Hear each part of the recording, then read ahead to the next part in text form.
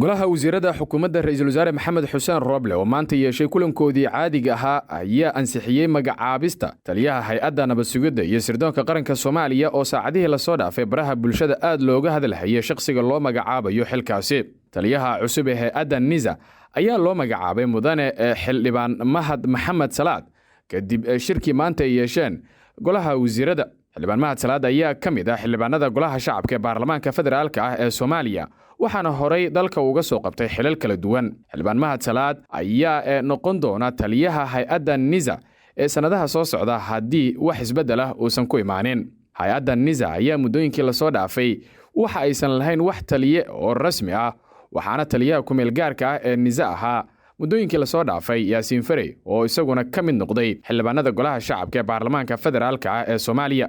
madaxweyne xasan sheekh maxamuud oo dhowaan loo doortay xilka madaxtinimo ee Soomaaliya ayaa bilaabay magacaabista xilal sarsare, waxa uuna madaxweynuhu xilal kala duwan markaasi u magacaabay xubno aad ugu dhowaa. magacaabista xildhibaan Mahad Salaad ayaa waxa ay meesha ka saaraysaa xubinnimadiisii baarlamaanka federaalka ah ee Soomaaliya maadaama uu noqday mid ka mid ah taliyaasha ugu sarreeya ee ciidamada ee qalabka sida. saacadihii la soo dhaafay warar baraha bulshada lagu qorayay ayaa sheegayay in xildhibaan Mahad Salaad loo magacaabay xilka taliyaha hay'adda nabad sugidda iyo sirdoonka qaranka Soomaaliya, balse Mahad Salaad oo soo hadlay saacadihii la soo dhaafay ayaa sheegay in wararkaasi ay been ahaayeen, balse waxa uu markaasi ka dhawaajiyay hadal maldahan oo ahaa in markaasi dib loogu dhigo hambalyada.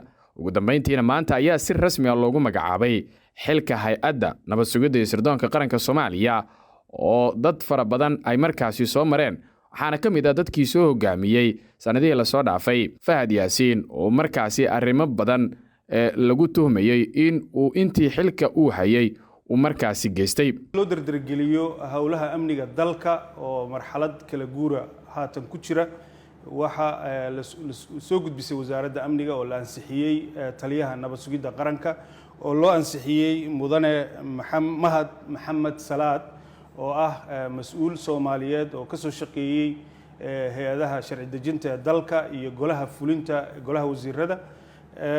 Mahad waxaa lagu qaybiyay maanta golaha wasiirada CV-giisa ama taariikh nololeedkiisa, taas oo ay keentay in golahu uu si aqlabiyada ku ansixiyo taliyaha nabad sugidda qaranka mudane Mahad Maxamed. Yusuf Cabdullaahi Maxamed, Goobjoog, Muqdisho. Bimaalow Center, moolka Bimaalow. bari dhaweyd anoo baabuur saaran waxaan meel fog ka bidhaansaday boor ay ku qoran tahay Bimaalow Center. xog balaaran ma naga siin kartaa? haa, moolka Bimaalow oo bulshadu ay bilooyin badan sugayeen ayaa albaabada loo furay. ma xarunta ganacsiga ee Bimaalow?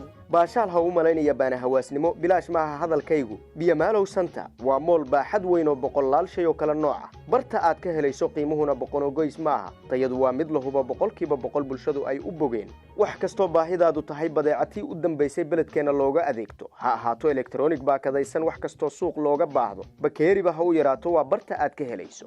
Bimaalow Center.